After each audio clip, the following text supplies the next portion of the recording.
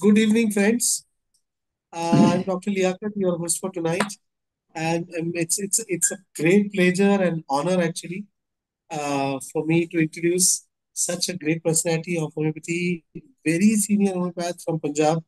Sir is practicing since last 40 years.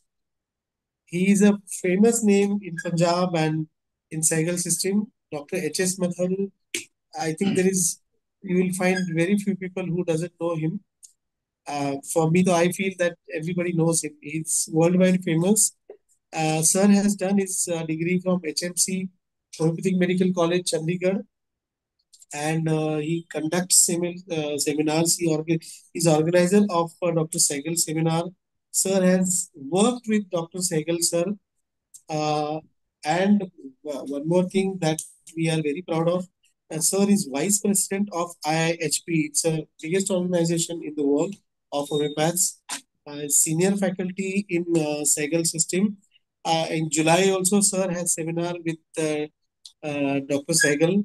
He's a speaker of Sehgal system and practicing on mind since last 40 years. Okay. It's a great pleasure and honor for me to welcome Dr. Matharu sir. Friends, let's welcome sir with big round of applause.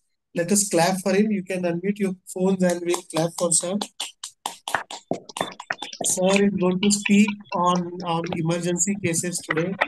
You can have you can ask any question to sir, but let him speak today more than we listen.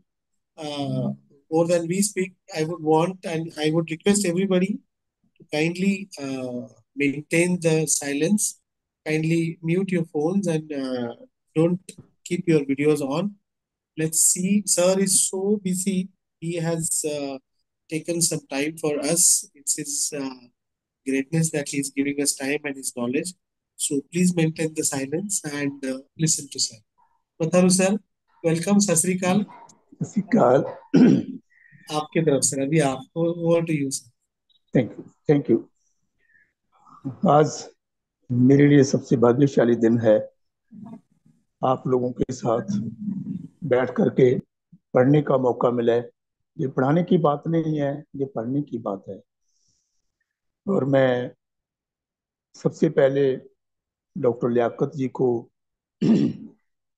मैं तो salute ही करना चाहूँगा ऐसी personality को कि भाई Liaquat means full of तहजीब। वो हर तरफ की तहजीब, मेडिसिन की, जनरल नॉलेज की, बिहेवियर की, हर तरफ से। तो ये इन्होंने जो मिशन चलाया है, मेरे को भी इन्होंने उसमें भागीदार होने का मौका दिया है। मेरे को खुशी है इस बात की कि मैं इन सब लोगों के साथ मिल करके बैठ रहा हूँ, पढ़ रहा हूँ। जो लोग होम्योपैथी को अपना धर्म और अपना मिशन बनाए हुए आगे बढ़ रहे हैं, मेरे को बाखूबी पता है कि डॉक्टर लियाकत की प्रैक्टिस बहुत अच्छी है, उनके पास टाइम ही नहीं है। और बहुत पेशेंट भी बताते हैं कि सर फोन भी नहीं उठाते, बात करने का कम टाइम होता है उनके पास। बट इतने बिजी शेड्यूल में जो आदमी होम्योपैथी के लिए जो एक कॉमन मिशन है हमारा, हम सब लोगों के लिए इतनी मेहनत कर रहे हैं और आने वाली पीढ़ियों के लिए मेहनत कर रहे हैं। हम लोग सब छोटी मोटी इनके द्वारा आरंभ किए हुए यज्ञ में आहुति डालने की कोशिश कर रहा हूं मैं। और मैं परमात्मा के आगे अरदास कर रहा हूँ कि परमेश्वर इनको और समर्था दे ताकि और आगे बढ़ें, और आगे हम लोगों को साथ लेकर के चलें, हम लोग सब लोग मिलकर सीखें। तो आज मैं हमने हमारे गुरु डॉक्टर एम एल सहगल साहब जी को मैं फिर से याद कर रहा हूँ आपके समक्ष होकर के कि वो इतना बड़ा समुंदर थे, इतना बड़ा बारिश हुई समुद्र से, इतना बड़ा फ्लड था नॉलेज का। तो उस नॉलेज को ग्रहण करने के लिए हर आदमी की अपनी अपनी कैपेसिटी होती है। और मैं अपने ब्रेन के हिसाब से, अपनी कैपेसिटी के हिसाब से जो एक आध कुछ लफ्ज उनसे सीख पाया हूँ, वो मैं आपके साथ शेयर कर रहा हूँ। तो जितनी मेरी अपनी, इसको ये नहीं समझना कि मैं डॉक्टर सहगल के आपके साथ सारा कुछ मैं वही बता रहा हूँ जो सर ने सब कुछ बताया। जो मैंने सीखा, जो मैं सीख पाया, मैं वो आपके साथ शेयर कर रहा हूँ। तो जो डॉक्टर संजय साहब, डॉक्टर योगेश जी इस इंस्टीट्यूशन को प्रॉपरली चला रहे हैं और ओरिजिनल शिक्षा दे रहे हैं, और हम सब लोग उनसे सीख रहे हैं, उस परंपरा को हमने चालू रखना है। और एक बात चला करती थी, जब होम्योपैथी सिस्टम में कोई भी पेशेंट आता था और वो क्रॉनिक डिजीज के लिए आता था, कि भाई होम्योपैथी धीरे धीरे काम करती है और स्लो काम करती है, चलो मेडिसिन लेते हैं, 2-4 महीने में ठीक हो जाएंगे। ये हमारे गुरुजी का कमाल था, डॉक्टर एम एल सहगल साहब का, जिन्होंने अपनी बुक्स में भी लिखा है कि ये इतना अच्छा सिस्टम है, it will be a very soft bread to eat, कि आप इतनी जल्दी जल्दी केस देख सकोगे, इतनी जल्दी जल्दी पेशेंट को ठीक कर सकोगे, अगर आपने इस सिस्टम को प्रॉपरली समझ लिया। तो थोड़ी बहुत समझ के हिसाब से जो मैं सीख पाया हूँ, मैं उसके हिसाब से आपसे बात कर रहा हूँ। कि सर ने हमें सिखा दिया कि इमरजेंसी में कैसे पेशेंट के साथ डील करना है, कैसे पेशेंट को हम ठीक कर सकते हैं। पहले कुछ समय था कि जब भी कोई आदमी बीमार होता था तो एलोपैथी के ही पास जाता था, और इवन के हमारे होम्योपैथी के घरों में भी। तो वो अगर पेशेंट कोई ज्यादा प्रॉब्लम होती है तो सब लोग एलोपैथी की तरफ से ही भागते हैं। और हम लोग कोशिश कर रहे हैं कि सर की शिक्षा से आपके साथ कुछ बातें साझी करने को, कि मैं कहता हूं कि इमरजेंसी होम्योपैथी में भी डील की जा सकती है। और हम कोशिश की है, मैंने कोशिश की आपके साथ शेयर कर रहा हूँ। तो एक केस मैं आपके साथ शुरू में बात कर रहा हूँ। ये बहुत देर की बात है कि ये केस मेरे अब दिमाग में आया, याद आया उसको। कोविड 19 के दिनों में वो मेरे पास आया था। उनके चेस्ट में बहुत ही जबरदस्त पेन हो रहा था और सीआरपी काफी बढ़ा हुआ था। और तो पेशेंट आते ही अंदर मेरे सामने जब आया, तो अब मैं उसकी वीडियो तो मैं दिखा नहीं सकता, मेरे को आता नहीं है कि कैसे उसको डिस्प्ले करते हैं। तो उसको पेशेंट की ऐसे यहाँ से, आप मेरे जेस्चर को समझिएगा, ऐसे यहाँ से ऐसे पकड़ा हुआ था, ऐसे वो सांस ले रहा था। मेरे सांस ले की क्रिया को मैं थोड़ा बता भी रहा हूँ कि ऐसे सांस क्यों ले रहा था। उसको इतना जबरदस्त पेन हो रहा था। तो उनके जो अटेंडेंट साथ में आए, मैंने उनसे पूछा कि भाई क्या प्रॉब्लम है इनको, इनको बोलो कि मेरे को बताएं। सर ये आपको कुछ बता नहीं पाएंगी। मैंने कहा, क्या बात है, क्या दिक्कत है इनको। सर इनको इतना जबरदस्त पेन हो रहा है यहाँ पर। तो पहले हम एलोपैथी की मेडिसिन भी ले रहे थे, और जो एक्सरे वगैरह निकाला था वो एकदम वाइट वाइट ही लग रहा है। वो डॉक्टर साहब बोल रहे हैं कि भाई इसके चेस्ट में काफी दिक्कत आई हुई है, वो कोविड की वजह से आई हुई है, और कोरोना पॉजिटिव का केस था वो। और फीवर भी उसको 103 से ऊपर था उस टाइम में। वो इतनी ऐसी कंडीशन में आया था, वो कपड़ों में लिपटी हुई थी लड़की।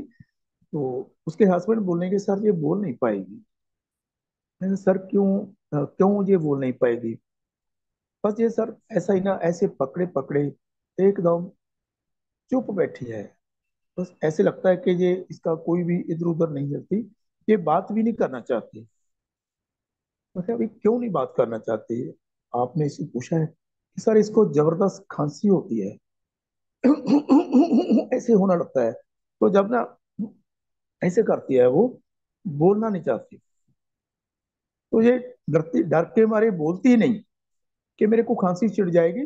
जब खांसी शुरू शुरू हो जाएगी तो चेस्ट पेन बहुत ज्यादा बढ़ जाएगा। तो बस ये चुपचाप ऐसे ही पकड़ के ही बैठी रहती है। हमें भी बस हल्का हल्का सा कुछ बताती है। बस ये इतना ही केस था। मैंने पेशेंट को पूछने की कोशिश की, उन्होंने कुछ नहीं बताया मेरे को। बस यही बताया, थोड़ा सा खांसी आ जाएगी, बस इतना ही बोला उन्होंने। मैं बोल नहीं पाऊंगी, बोलो जब मैं बोलती थी वो खांसी इतनी जबरदस्त हो जाती थी। वो खांसना, खांसने को रोकने के लिए उसने चुप रहना पसंद कर लिया। जी हाँ, देखो मैं वास्तव में टीचर नहीं हूँ, मेरे को पढ़ाना भी नहीं आता। बट मैं तो जो जो रॉ मटेरियल है जो मैंने देखा वो आपके सामने पेश कर रहा हूँ उसको। आपको शायद अच्छा लगेगा, क्योंकि जनरली ऐसा कुछ ही होता है। ये छोटी छोटी बातें मैं आपसे शेयर कर रहा हूँ कि ये एक्सप्रेशन है जो पेशेंट का, इस एक्सप्रेशन को हमने नजरअंदाज नहीं करना।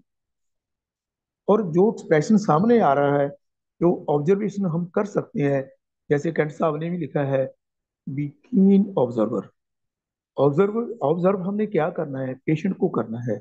और डॉक्टर सहगल साहब ने क्या एडिशन किया, present prominent prominent and persisting symptom को हमने छोड़ना नहीं है। हमने वही स्थिति देखना है। आज के 2 साल पहले, साल पहले पेशेंट कैसा था वो हमने नहीं कंसिडर करना।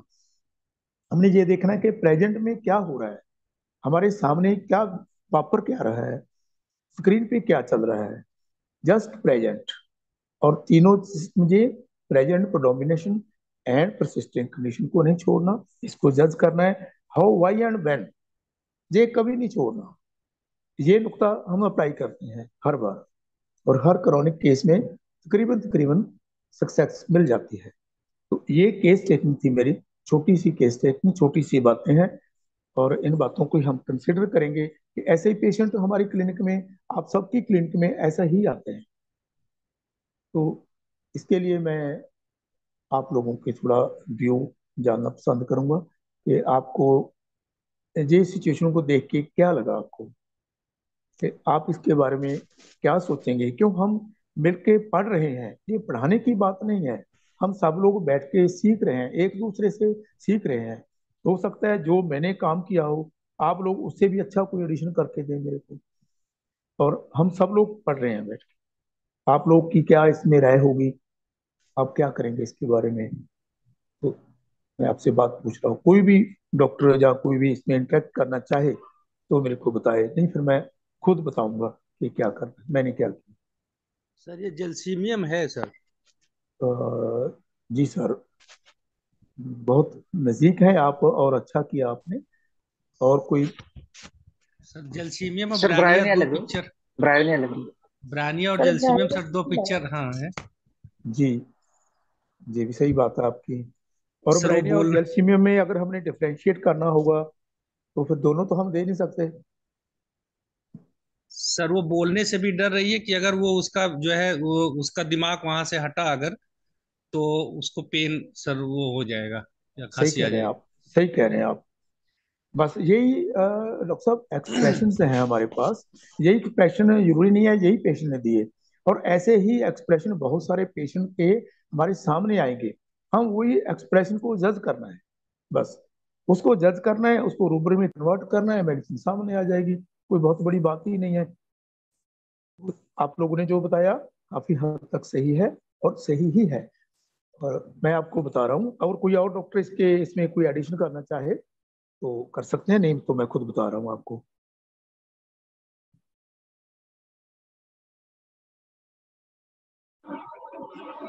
Sir phosphorus. आप मेडिसिन नहीं, आप स्थिति बताइए कि क्या हमने समझा क्या। मेडिसिन तो अपने आप ही निकल आएगी, वो तो कोई बड़ी बात ही नहीं है, वो तो रेपर्टरी का क्लिक करो अपने आप आ जाएगी। हमने तो राइट रूब्रिक, राइट उसको उसमें डालना है। तो खैर हम ज्यादा टाइम नहीं लेंगे, क्योंकि 2-4 केस करेंगे हम आपके साथ, पढ़ेंगे बैठ के। ये सबसे बड़ा एक सिम्टम मैंने कह लिया, जैसे वो इधर से पकड़े हुए थे, ऐसा खांस रहे थे थोड़ा थोड़ा, और खांसने से डर लगता था, बोल नहीं रहे थे वो। उसके हस्बैंड ने बताया, आपने सुना होगा कि उसने बताया था ना कि अगर ये बोलती सर है ना तो खांसी चढ़ जाती है इनको, और ये इसलिए डर के मारे बोलती नहीं है। ये सबसे बड़ा सिम्टम था उनका। और डिस्टर्ब आवाज टू। हाँ बिल्कुल, डेफिनेटली डिस्टर्ब वास्तु, मैंने वही सिम्टम लिया इसमें। मैंने 4 रूप इसमें सोचे थे, चारों रूप को मैंने कंपाइल किया, तो मैंने उसको मेडिसिन दी। मेडिसिन देने के बाद में, खैर मेरा एक रूटीन है, कई लोगों को शायद ये अच्छा भी नहीं लगता होगा कि भाई 15-15 मिनट के बाद में शायद लोगों को इकट्ठ करने के लिए बिठा लेते हैं। ऐसी बात नहीं है, कि इमरजेंसी में आपको पेशेंट को रिलीफ देना जरूरी बन जाता है। वो पेशेंट इतना तकलीफ में होता है। देखो हम खुदा तो नहीं है, अगर हमने सिलेक्शन किया है, मेडिसिन गलत भी हो सकती है, तो हम परमात्मा थोड़ी हैं। तो एक तो देखो पेशेंट को रिलीफ इमीडिएट होना चाहिए, आपको अपने आपके सिस्टम के बारे में पता चलेगा कि मैंने कितनी परफेक्शन से काम किया है। दूसरी बात, पेशेंट की हरासमेंट बच जाएगी कि आपके पास 10-15 मिनट बैठेगा तो इमीडिएटली पेशेंट में 5 मिनट के बाद में आराम आना शुरू हो जाएगा। 100% ये हो ही नहीं सकता। अगर आपकी मेडिसिन सही है तो 5-7 मिनट में पेशेंट आपको ठीक महसूस करके बताएगा। इसलिए मैं 15-15 मिनट में 2-3 बार पेशेंट को मेडिसिन देता हूँ। बेशक कोई जरूरी नहीं है कि उनको 3 डोज देनी है, डोज एक ही काफी होती है। सिंपली पेशेंट को एक अपने साथ अटैच करने के लिए उसको तब मैं ये देता हूँ। ये नहीं है कि हम पेशेंट को इकट्ठ दिखाने के लिए मतलब मैं बिठाता हूँ, ये बात नहीं है। तो मैंने 15 मिनट के बाद में उनको बुलाया पेशेंट को, और पेशेंट ऐसे लक्स लग रहा था, जैसे पहले ऐसे था ना, तो ऐसे लग रहा था। थोड़ा सा उसके चेहरे को देख करके मेरे को लगा, मैंने उसको पूछा कि बेटा कैसे लग रहे हो,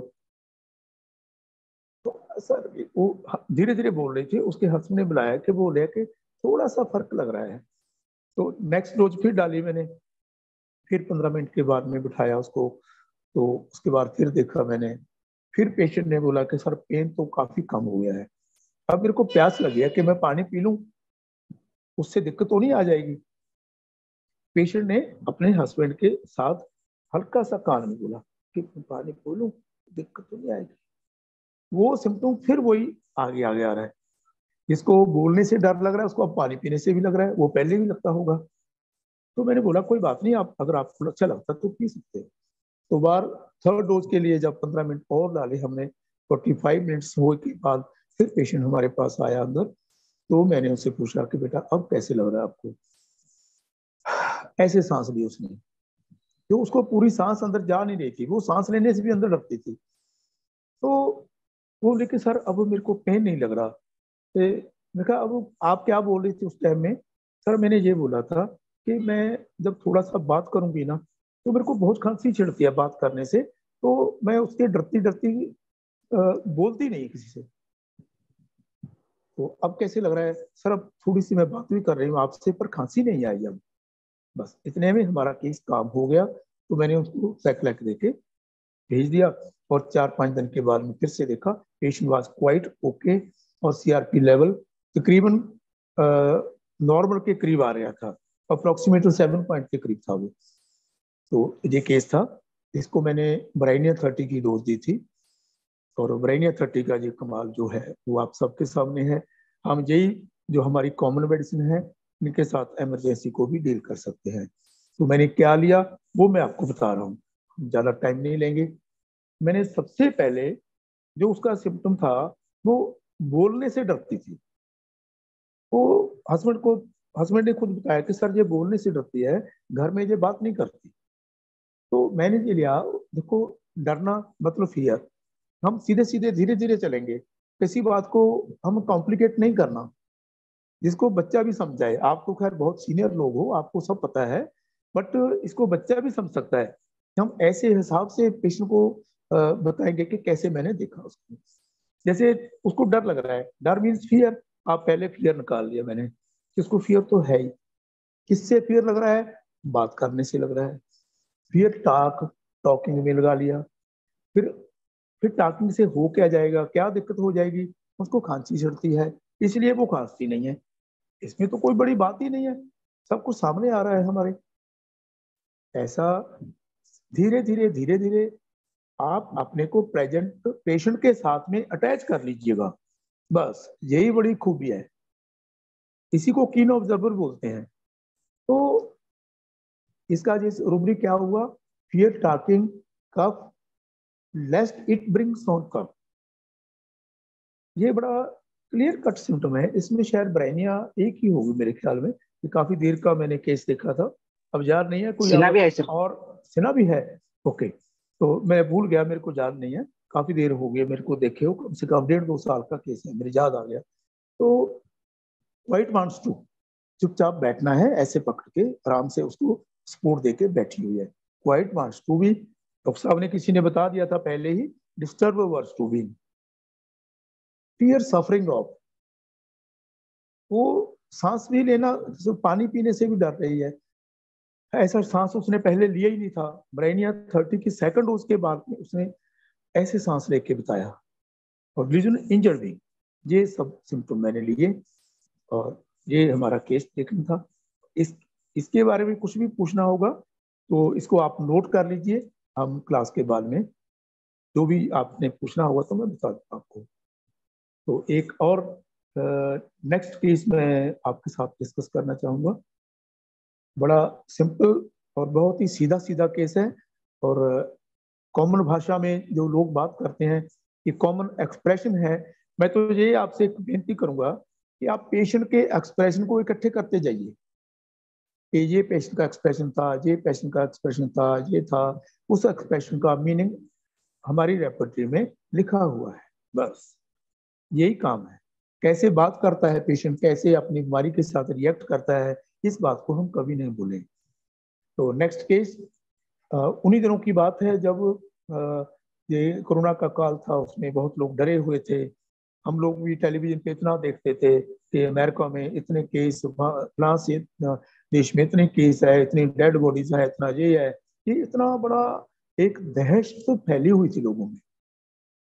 तो एक मेरे पास बुजुर्ग आए, 63 की एज थी उनकी। तो देखने में तो खैर काफी अच्छी हेल्थ थी, लेकिन पहले भी वो आते थे कभी और पेशेंट के साथ, वो खुद पहली बार आए थे। उन्होंने देखा था कि पेशेंट वगैरह कोई फीवर वगैरह का केस होता है तो वो ठीक हो जाता है होम्योपैथी से। तो वो अपने बेटे को, उनके बेटे एडवोकेट हैं, तो उनको लेकर के साथ में आए।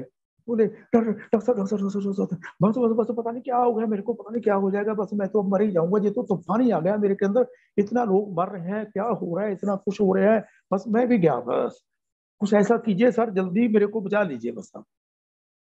बस ये ऐसा उन 63 वाले पेशेंट का एक्सप्रेशन था। वो गस्टेड ऑफिसर रिटायर हुए हुए थे, लेकिन जब पेशेंट होता है फिर वो कोई ऑफिसर नहीं होता, कुछ नहीं होता, ना उसकी कोई जात होती है, ना कोई बात होती है, ना कुछ होता है, फिर बस वो पेशेंट ही होता है।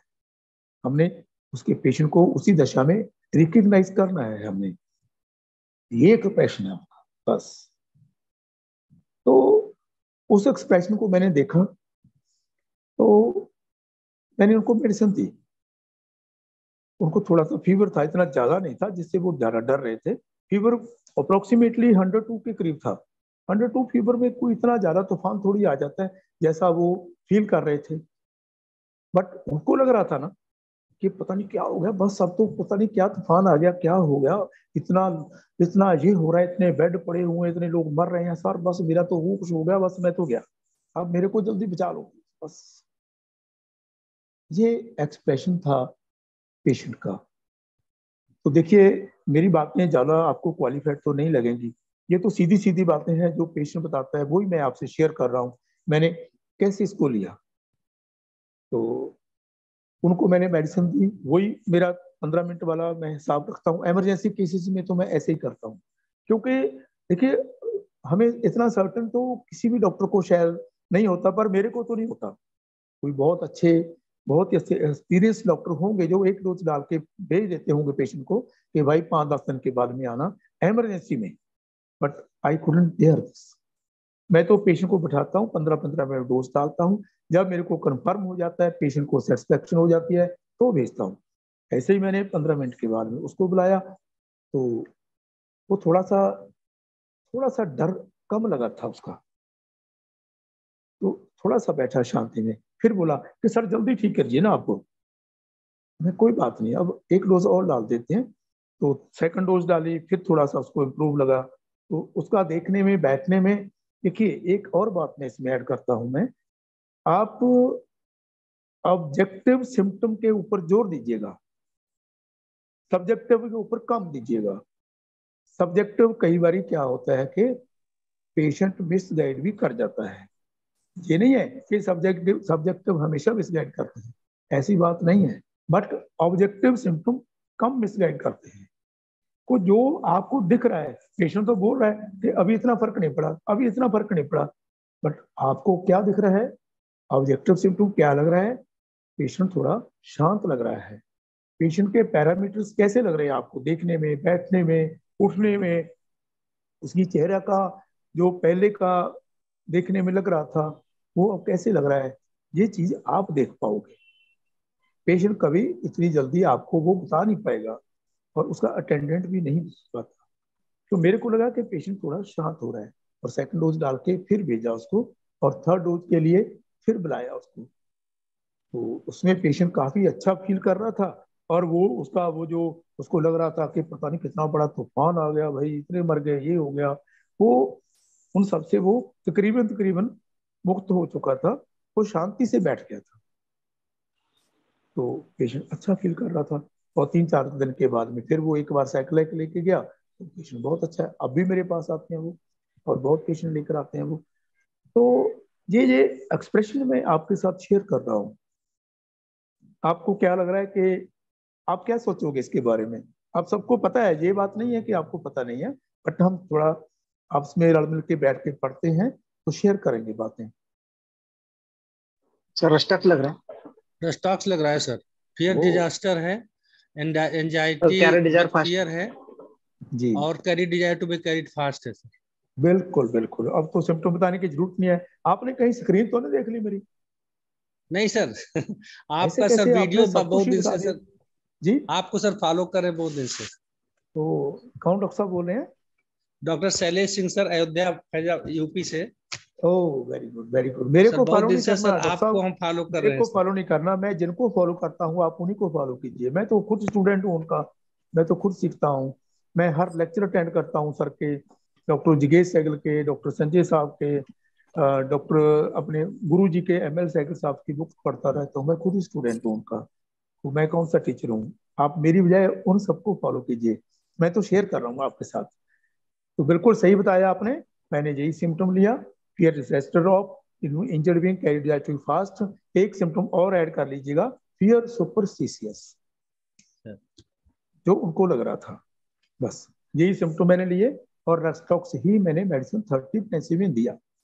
कि हमारे हमारी ये दवाइयाँ जिनको हम पहले ऐसे ऐसे यूज करते थे, ये डॉक्टर एमिल सेगल ने बताया कि कैसे इमरजेंसी में ये आपके केस निकाल देंगे। ये हमारे लिए वरदान हुआ, उन्होंने हमें ये ज्ञान दे दिया, उसी ज्ञान की वजह से हम ये कर पा रहे हैं। आपको ठीक लगा ये केस? हाँ जी। बहुत अच्छा सर। ये मेरा जो कहने का, जो आपके साथ शेयर करने का जो तरीका लग रहा है, आपको सही लग रहा है कि नहीं? बस मेरे को ये क्रूड है मेरा सब कुछ, मेरे को प्रॉपर इसको रिफाइन नहीं करना आता। जैसा जैसा है वो मैं आपके साथ शेयर कर रहा हूँ। बहुत बढ़िया है सर। तो एक नेक्स्ट केस और करेंगे हम। तो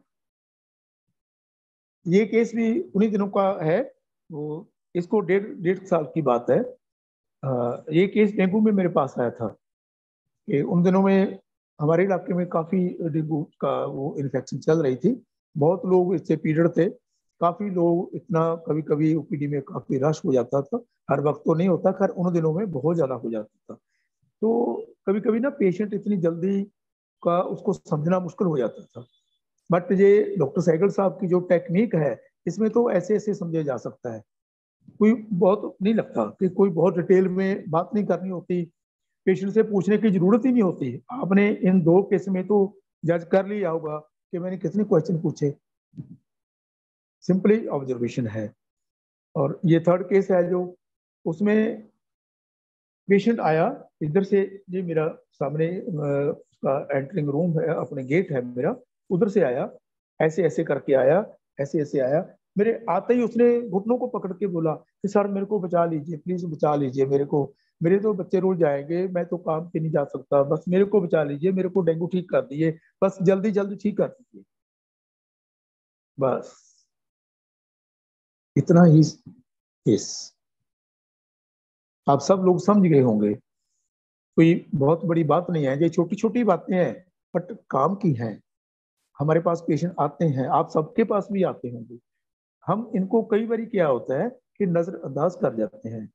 हमने इसको नजरअंदाज नहीं करना, हमने इसको मद्देनजर रखना है कि ये क्या हुआ। अंत पेशेंट ने दरवाजा खोला, आते ही मेरे घुटनों में पकड़ के सर प्लीज ठीक कर दो मेरे को ना, मेरे को डेंगू हो गया, मेरे को बच्चे रोज जाएंगे, मैं काम पे नहीं जा सकता, बस बस जल्दी मेरे को सर, मेरे को बचा लीजिए, मेरे को जल्दी ठीक कर दीजिए। इतना रो रो के बात कर रहा था, बिल्कुल रोते रोते आके उसने ऐसे पकड़ लिया।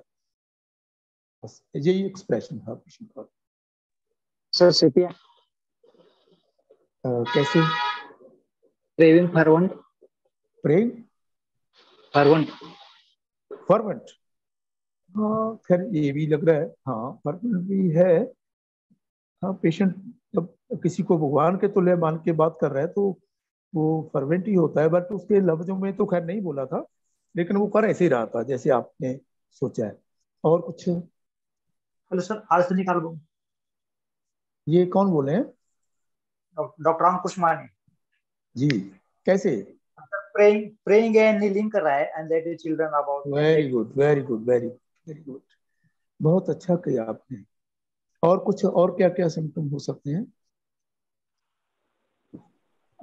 Sir, praying, anxiety, children about, or carried desire to be fast, response. बिल्कुल बिल्कुल। तो और क्या हो सकता है इसमें? फियर ऑफ डेथ है सर। जी, फियर डिजास्टर है sir, fear disaster. Fear disaster. Sir सब कुछ बर्बाद, अगर वो खत्म हो गया तो एंजाइटी फैमिली भी है, फियर डिजास्टर पर कि वो एक जैसे महीने से। डिजास्टर वाला जो पहले पेशेंट ने बोला था ना कि वो इतना तूफान आ गया, सब लोग मर रहे हैं, ये हो रहा है, वो आ रहा है, उसको हमने डिजास्टर में लिया था, लेकिन ऐसा नहीं बोला। ये तो सामने दरवाजा खोला, आकर के घुटने पकड़ के बोला कि सर प्लीज मेरे को ठीक कर दिया, मेरे बच्चे भूखे मर जाएंगे, मेरे को बस जल्दी जल्दी ठीक कर दिया। रो रो के बात कर रहा था, रो रो के। सर प्योर पावर्टी लेस अब पावर्टी की बात इसमें, बच्चे को के पावर, मर नहीं बच्चे भूखे मर जाएंगे, वो नहीं भूखे मरेगा ना। तो हाँ। बच्चों की चिंता लगा सकते हैं हम इसको, कि बच्चों को कैसे करेंगे ना। हाँ मतलब हम, हाँ वो वही हो ना कि पेशेंट की मंशा क्या है बोलने की, पेशेंट को वो, उसको बच्चों की चिंता हो रही है इसको।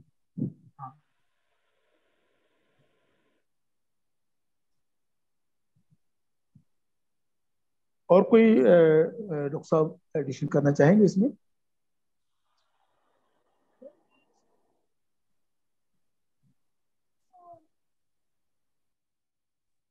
चलो मैं बता रहा हूँ।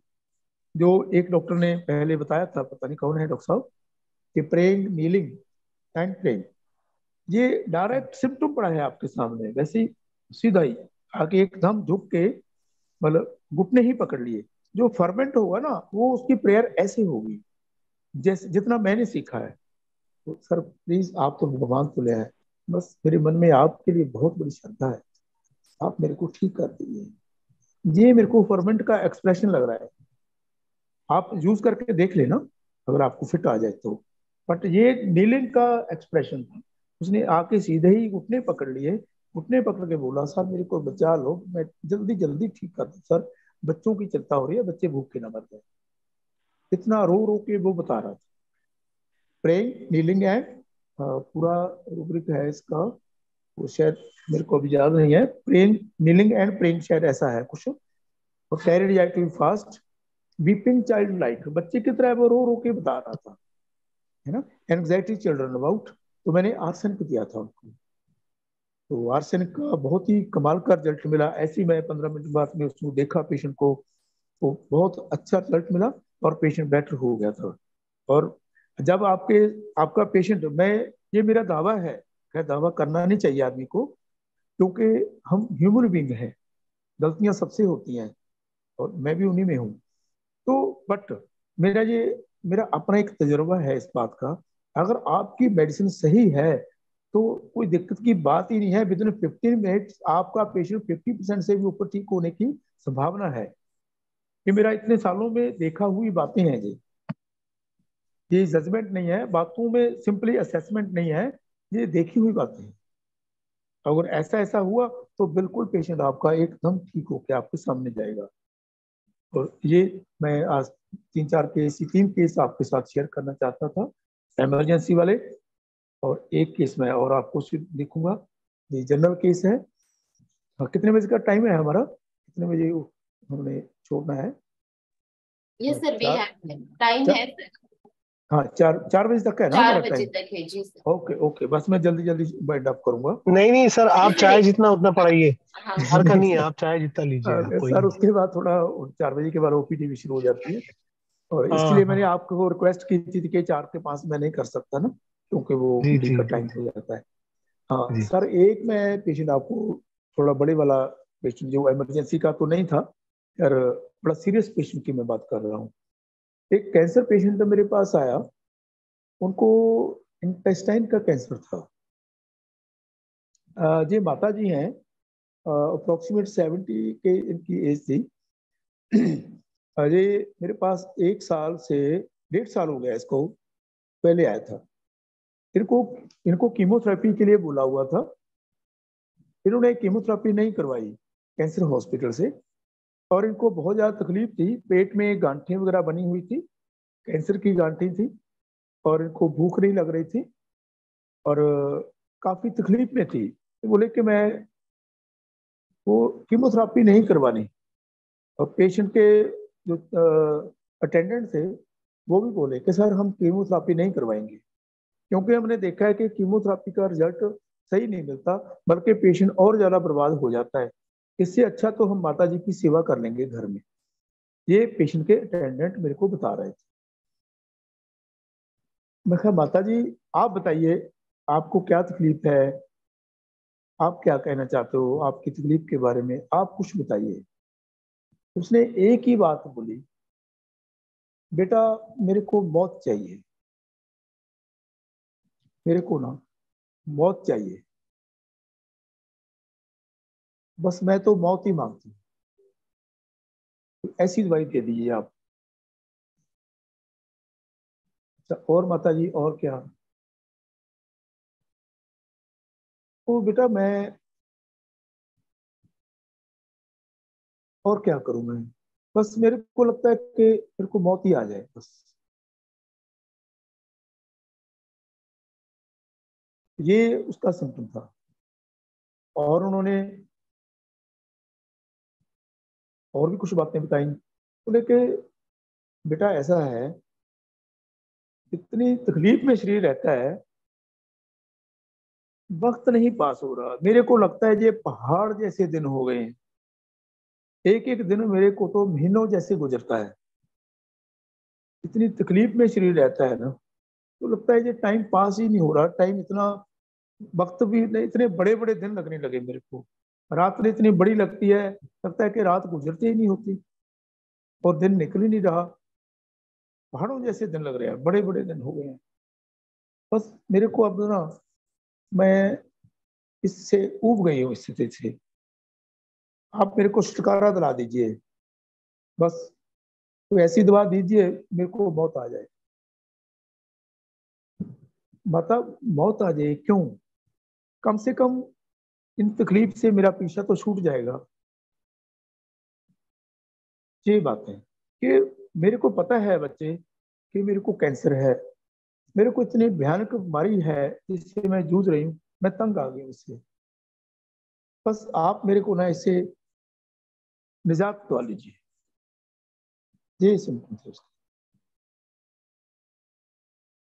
वो पेशेंट अब भी जिंदा है, बहुत अच्छी है, खाना भी खा रही है, और उनको दर्द भी नहीं हो रहा है इतना ज्यादा, बहुत ही कभी कभी हल्का दर्द होता है, लेकिन 1.5 2 साल के करीब हो गए हैं, वो तकरीबन 99% वो ठीक लग रही है पेशेंट।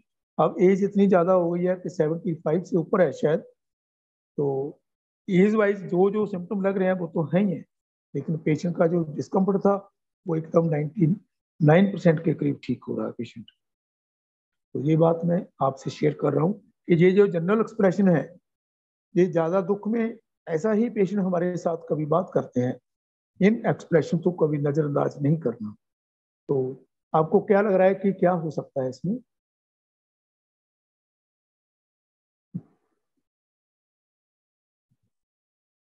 कोई ऐसी बात नहीं है, ये कोई क्वेश्चन नहीं पूछ रहा मैं तो सिंपली आपका रिएक्शन देखना चाहता हूँ कि हो सकता है आपसे कोई और अच्छा एडिशन हो जाए इसमें। सर अपनी तकलीफों से ऊब गई है पूरी तरीके से, और इस कंडीशन से अच्छा है कि वो मौत आ जाए और मुक्ति मौत मिल आ जाए जाए। उसको। बिल्कुल सही समझा आपने, ऐसा ही उसने बोला। तो क्या करेंगे हम इसके लिए, क्या सोच सकते हैं, आपके क्या व्यूज होंगे? तो पहली रूब्रिक तो सर डेथ डिजायर्स में जाएगी। जी। और और सर एंग्विश काम अगर लें तो अपनी आ, पत्नी को अपनी। चलो, हाँ कोई बात नहीं, सोचिए आप जो भी सोचिए, मैं भी सोचूंगा इसके बारे में, जो जो आप बोलेंगे कि ये हो सकता था कि नहीं, है ना। और कुछ? सर एनवी है। एनवी, सर ऊब चुकी है सर, एनवी नहीं सर, ऊब। NY, NY. एनवी। जी सर। हाँ, एनवी होता है तो किसी वो के साथ हाँ वो हाँ ईर्ष्या करना थोड़ा। हाँ, ईर्ष्या कर एनवी। जी एनवी सर। जी जी। और कुछ?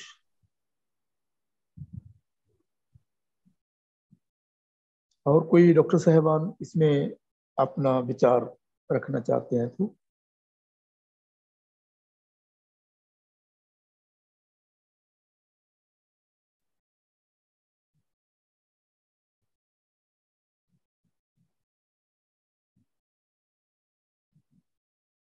देखो, आपने बोला डेथ डिजायर, वो तो साफ साफ बात बोल दी उसने, बिल्कुल सही बात है कि मेरे को मौत दे दो, कोई ऐसी दवाई दे दो जिससे मेरा जीवन खत्म हो जाए, मैं छूट जाऊं इससे। छूट जाऊं का मतलब होता है मैं इससे निजात पा लूं, छूट जाऊं, कि मैं हल्की हो जाऊं इससे। वो लाइट डिजायर फॉर्म में मैंने डाला उसको, जी सर लाइक। कि मैं इससे निकल जाऊं, हल्की हो जाऊं, लाइट हो जाऊं। क्या लाइट हल्का ही होगा ना उस समय, जब मौत आ जाएगी इनसे, इस बार से मुक्त हो जाएगी वो। लाइट डिजायर मैंने लिया। आपने जो बोला डेथ डिजायर, वो भी सही बात है। और आपने बोला एनवाई, बिल्कुल सही बात है, मैंने भी यही लिए। और सबसे पहली बात, शायद आप तो भूल गए होंगे, मैंने बताया था कई बार माइंड से निकल जाती है बात, कि उन्होंने बोला कि वक्त नहीं कट रहा है। टाइम passes तो slowly. जी, Time passes slowly. हाँ बिल्कुल, उन्होंने बोला था ना कि पहाड़ जैसे दिन हो गए हैं, अब इतनी तकलीफें हूँ, रातें नहीं कटती, जगती रहती हूँ पूरी रात, इतनी लंबी लंबी बड़ी बड़ी बात रातें लग रही है कि टाइम पास होने जैसा लग ही नहीं रहा। ये मैंने लिया था, क्योंकि जो पेशेंट आपके सामने इतनी शिद्दत से बात कर रहा है, हम उस एक्सप्रेशन को कभी ना छोड़ो, कभी नहीं छोड़ना चाहिए हमें। Time pass slowly appears longer, बड़ी बड़ी रातें हो गई हैं और दिन पहाड़ जैसे लग रहे हैं, टाइम पासिस टू स्लोली। ये रूब्रिक है, आप निकाल के कभी देख लेना, मेरे को थोड़ा सा अंदाजा है इस रूब्रिक का कि मैंने ये लिया था। तो एक लिया डेथ डिजायर, दूसरा लाइट डिजायर फॉर, तीसरा कि मेरे को पुत्र, मेरे को बोली थी माता जी कि बेटा मेरे को इतनी भयानक बीमारी है, बस मेरे को अब आप कोई ऐसी दवा दीजिए कि मैं चली जाऊं। ग्लूजन डिजीज इनक्योरेबल डिजीज है। उनको पता है माता जी को कि उनको कैंसर है, तो ये सिम्टम मैंने लिए, इसमें से प्लम्बम मेडिसिन निकल के आई थी। Yes sir, plumber में आया. जी, प्लम्बम मैंने दिया था, ये मेरे को याद है। ये रूब्रिक मैं आपको बता रहा हूँ, इसमें थोड़ा सा इधर उधर हो सकता है, अब मेरे पूरा याद नहीं है, मेरे को लगता है मैंने यही यही रूब्रिक लिए थे। और जो मैं आपको बता रहा हूँ, क्योंकि वो क्लियर कट केस था जो मैंने सामने देखा, वो मेरे पूरा याद है, अब तक भी याद है। और प्लम्बम से इतना अच्छा रिजल्ट मिला कि उसको भूख लग रही है माता जी को, और लेटरिन भी पास हो रही है उनको। पहले पेट में भारीपन रहता था, टॉयलेट कम आती थी उनको, वो पेट साफ हो रहा है और नींद भी आ रही है। और अब पेशेंट बैठ रहा है, अपने आप कुर्सी पे बैठ जाती है वो, थोड़ा आंगन में थोड़ा थोड़ा सा घूम फिर भी लेती है स्टिक के सहारे। और सबसे अच्छी बात है कि उनको जितने जबरदस्त पेन होते थे ना, वो बहुत ही ज्यादा कम हो गए, बहुत ही कम क्या, 99.9% ठीक हो गए। कोई आभास ही होता है उसको पेन का। अब जिंदगी कितनी देगा परमात्मा, ये नहीं हम जानते कि उसके, क्योंकि उसके टेस्ट वगैरह भी नहीं है मेरे पास कोई, और उन्होंने कीमो वगैरह करवाई नहीं है। हाँ, उनकी रिपोर्ट्स है कैंसर हॉस्पिटल की। तो अब जब वो दोबारा वहां जाते नहीं है, मैंने उनको बोला था कि आप कैंसर हॉस्पिटल में एक बार फिर से चेक करवा के देखो कि अंदर की क्या स्थिति है। उन्होंने कहा साहब क्या जाना है, अब इतनी एज हो गई है, आप दवाई देते रहो, पेशेंट ठीक है, क्या फर्क पड़ता है। तो हम पेशेंट को मजबूर भी नहीं कर सकते कि भाई आप कैंसर हॉस्पिटल जाइए। तो ये एक केस मैंने आपके साथ डिस्कस किया, और इसमें आपको सही लग रहा है? कोई आपको कुछ ऐसा तो नहीं लगा कि इसमें क्या करना था?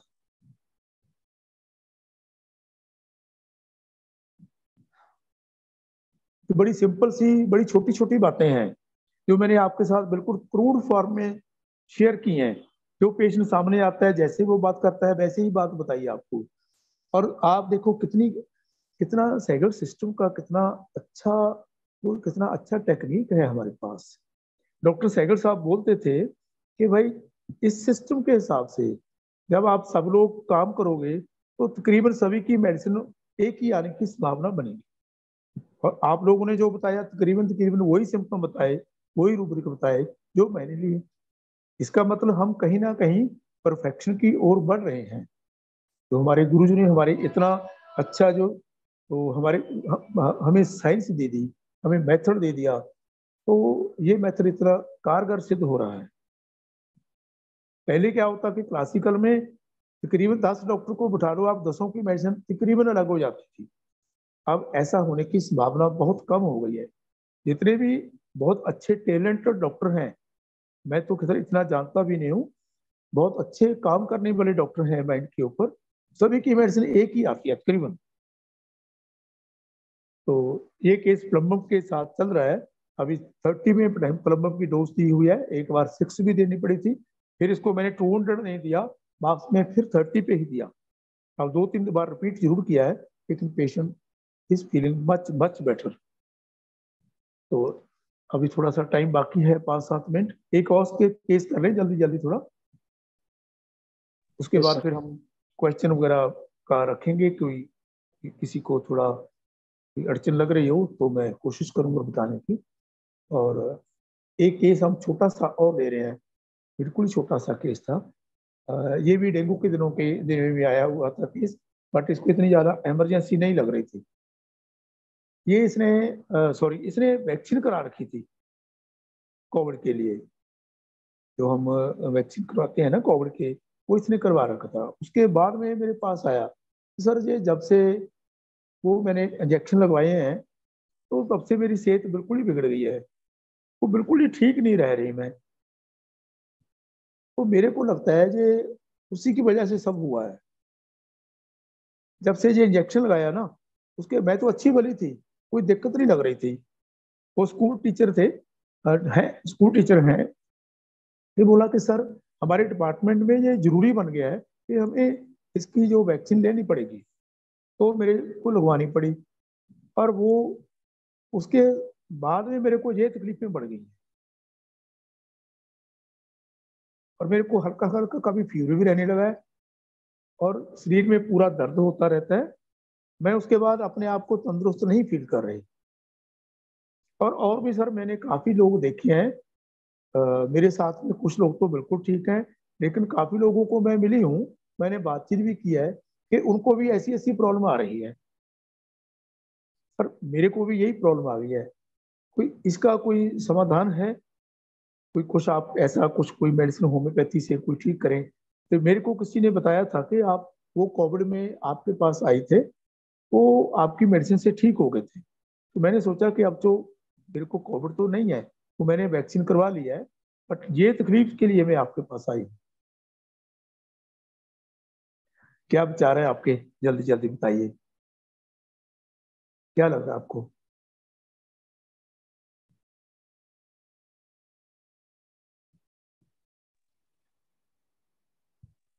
सर एक तो रॉन्ग सफर्ड है, ओके जी, दूसरा सर इंजरी बीइंग इंजर्ड है, बिल्कुल वो भी और सही लग उसके रहा बाद किसी के बताने से सीधे आ गई है तो फ्रिवुलस हो सकता है। है। इसी के मुताबिक आपने क्या बोला? सर किसी के बताने से किसी ने बताया कि वो आपके यहाँ पे आके ठीक हुआ है? हाँ, तो उसको हम ना फिबुलस नहीं क्रेडुलस, बोलते, क्रेडुलस बोलेंगे। क्रेडुलस, हाँ क्रेडुलस क्रेडुलस। बोल सकते हैं। लेकिन उसने जी। ये बताया था कि बहुत लोगों को ये हो रही है, मेरे को भी यही हो गई है, ये सुपरस्टिशन की बात है। सुपरस्टिशियस, हाँ, सुपरस्टिशियस। और जो किसी के कहने से भी बात हो गई, वो ठीक हो गए थे, मैं भी शायद ठीक हो जाऊं, ये भी सुपरस्टिशियस ही फेथ है उसका। सुपरस्टिशियस। तो बाकी बातें आपकी सबकी सही है, मैंने ऐसे लगाया था इसे। तो मैंने उनको लेक्सिस दी थी। लेक्सिस देने के बाद में उनको क्या हुआ, उनको नाक से खून बहने लगा। तो तीसरे दिन ही पेशेंट का मेरे पास फोन आ गया, सर आपकी दवाई ने तो और भी खराब कर दिया। वो सिम्टम अब भी उसमें था, रॉन्ग है सब का। सर पहले तो कोरोना वैक्सीन ने मेरे को मार दिया, अब आपकी दवाई ने भी इतना खराब कर दिया, मेरे को तो नाक से खून बहने लगा। मेरी तो हालत बहुत बुरी हो गई सर, क्या करूं मैं, इतना इतना खून जा रहा है, इतने गाढ़े गाढ़े वो क्लॉट्स भी जा रहे हैं सर, ये क्या हो गया, कहीं कुछ ऐसा तो नहीं हो जाएगा, कोई और ही प्रॉब्लम बड़ी हो जाए। तो अब इस स्थिति में हम सब लोग फंस जाते हैं। और मैं आपको एक तरीका बताता हूँ कि जब पेशेंट आपके पास आता है, उसकी आप सब बातें नोट कर लीजिएगा, क्यों पेशेंट भूल जाता है उनको। जैसे उसने बताया था, मेरे को तकलीफ होती है, हेडेक होता है, ये फीवरिश सा लगा रहता है, और भूख कम लगती है, और नींद थोड़ी सी कम आती है, और शरीर बेचैन रहता है। ये चीजें हमने, बातों को मैंने नोट किया हुआ था। तो थर्ड डे जब फोन आया था इस बात को लेकर के, इस बार आपकी दवाई ने तो और भी बिगाड़ दिया, तो मैंने पूछा कि आपका वो जो हेडेक बता रहे थे आप, वो कैसे है। सर हेडेक को क्या करूं, हेडेक तो ठीक है, लेकिन ये इसका क्या करूं, ये तो बहुत बुरी हालत हो गई मेरी। अच्छा मैडम, आपको जो और बता रही थी कि जो फीवर भी लग रहा था ना आपको, वो कैसे है, कितना है। सर फीवर फूवर तो नहीं है, फीवर की आप बात छोड़िए, ये इसका क्या करूं, ये तो बहुत ब्लीडिंग हो रही है। अब सर देखिए इस बात में क्या है, यहाँ यह जो स्थिति है, ये हम सब लोगों के लिए एक थोड़ी सी एक कुंजल वाली स्थिति बन जाएगी। इसमें हर डॉक्टर को घबराहट हो सकती है कि भाई पेशेंट को इतनी ब्लीडिंग हो रही है, हम क्या किया जाए। पर इसमें हमारे गुरुजनों ने हमें बताया है कि आप पेशेंट के जनरल पैरामीटर को कभी नहीं छोड़ना। और हमारे डॉक्टर सहगल साहब जी ने बताया है कि एक एनर्जी लेवल है बॉडी का, उसकी वेल बीइंग फीलिंग है, आप उसको जरूर पूछना है। वो बेशक जितनी मर्जी हड़बड़ाहट में भी पेशेंट ने बता रहा है, लेकिन उसने ये तो बता दिया ना कि हेडेक भी ठीक है, और फीवरिश फीलिंग भी ठीक है, और जो ज्यादा तकलीफ की बात थी वो भी कम है। तो मैंने उसको हौसला करके ये बोला कि आप एक दिन वेट कर लीजिएगा, कुछ नहीं होगा, आप ठीक हो जाओगी। पेशेंट ने फिर बोला कि सर कहीं ऐसा तो नहीं हो गया कि इतनी प्रॉब्लम बढ़ जाए, कहीं मेरे को एडमिट ही होना पड़ जाए, फिर आप बोलोगे कहीं भाई पहले ही एडमिट हो जाते। मैंने ऐसी बात नहीं, आप एक दिन और रुक जाइए। तो मेरे को भी बड़ी बेचैनी लगी इस बात की। देखिए आप सबको होगी, जब पेशेंट ऐसी स्थिति में आपके साथ ऐसी बात कर रहा है। तो थर्ड डे उसका, सेकंड डे के बाद में, एक दिन के बाद में फिर उसका फोन आया। हाँ सॉरी, सेकंड डे फोन आया ही नहीं मेरे पास। तो मैंने सोचा कि पेशेंट तो एडमिट हो गया होगा अब, क्योंकि मैंने बोला था कि एक दिन वेट करके बताना मेरे को, और 3 दिन निकल गए, बताया ही नहीं उन्होंने। चलो मैंने सोचा कि चलो कोई बात नहीं, हम फेल हो गए इसमें, पेशेंट कहीं चला गया होगा।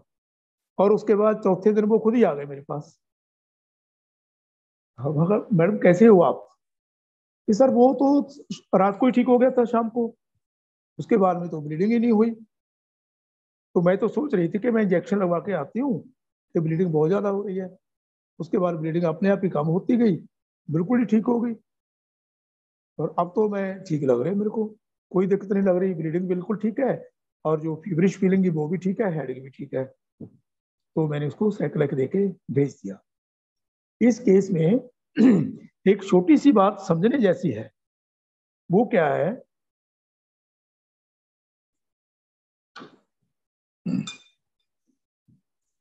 कि पेशेंट आपको भी ऐसा ही बोल सकता है, और हम भी घबरा जाएंगे कभी कि ऐसा क्या हो गया। आप पेशेंट ने जो बातें पहले बताई उसको नोट करके रखो और उसके बारे में पहले पूछो, उसको बोलो हाँ ये बात तो आपकी सही है, मैं इसका भी ट्रीटमेंट करता हूँ, मैं इसका उपचार करूंगा और इसको भी हम हैंडल करेंगे। पहले आप मेरे को ये थोड़ा सा बता दीजिए कि जो जो बातें मैंने पहले आपसे सुनी थी, आपने मेरे को बताई, वो कैसे लग रही है आपको। उसको थोड़ा शांत करके पूछिए, तो पेशेंट डेफिनेटली आपको बताएगा कि वो जो उसने आपको चीज बताई थी ना, उसमें कमी आ गई है। ये जो पैरामीटर्स हैं इनको हमने नजरअंदाज नहीं करना, ये हमें गाइड करेंगी कि हमारी पेशेंट की जो डेस्टिनी क्या है, हम कैसे ट्रेवल कर रहे हैं, हमारा जो सफर है वो हमारे राइट टारगेट की तरफ है। बस ये बात इस केस में देखने जैसी है, ये इस केस में नहीं है। इस केस में तो हमने सीख लिया, हर केस में ऐसे ही देखना है। तो इनको मैंने लेक्सिस दी थी, superstitious, delusion injured being, delusion wrong है सफर्ड, फियर बीट्रेड ऑफ। बीट्रेड का सिम्टम बाद में लगाया, बाद में आया था, लेकिन उस टाइम में बीट्रेड मैंने नहीं लगाया, मैंने ये तीनों ही सिम्टम लगाए थे, सुपरस्टिशियस, डिल्यूजन इंजर्ड बीइंग और डिल्यूजन रॉन्ग है सफर्ड, ये मैंने लगाया और उनको लेक्सिस दी और बाको भी लेक्सिस ने कमाल कर दिया इस बात को। आज के लिए इतना ही, मेरा टाइम हो गया है आपके पास और ज़्यादा टाइम मैं आपका नहीं खराब करूंगा। और कोई भी जो जो हमने बातें की आपके साथ शेयर किया, उसके रिगार्डिंग कुछ भी मेरे से कोई गलती हो बताने में, आप फिर से पूछ लीजिएगा। और जो बात मैं नहीं भी बता सका और कोई रहेगी वो बात, वो मेरे से पूछिएगा। और कोई और क्वेश्चन हो इसके रिगार्डिंग जो मैंने बोला, तो मैं आपके लिए बैठता हूँ थोड़ी देर।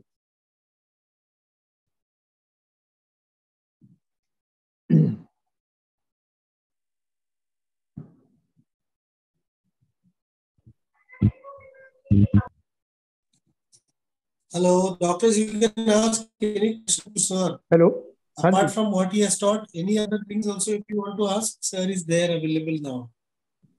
आपकी आवाज प्रॉपर नहीं आ रही मेरे को। ये प्रेज बाद में, जी हेलो, ये प्रेज बाद में कीजिए, पहले सर को पूछिए, कुछ सवाल है, कुछ क्वेश्चन है तो पूछिए। अपार्ट फ्रॉम हाँ, definitely this cases also you can ask question. Definitely definitely जितना मेरे को आता होगा मैं जरूर बताऊंगा।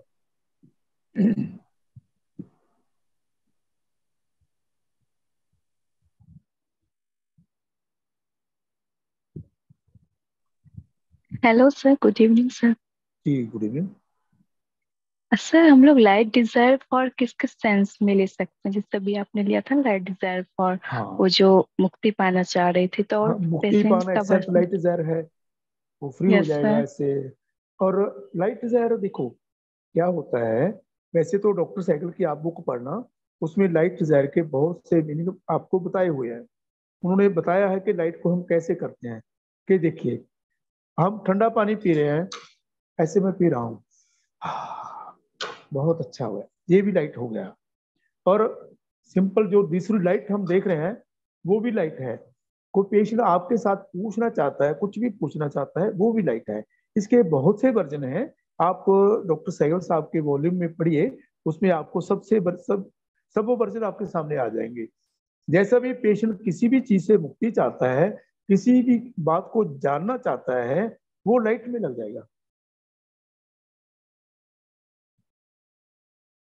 अगर कोई पेशेंट ओके सर, बोलता है थैंक कि सर जी अगर गैस पास हो जाए ना, गैस निकल जाए ना, इससे मैं अच्छा हो जाता हूँ, वो भी लाइट है।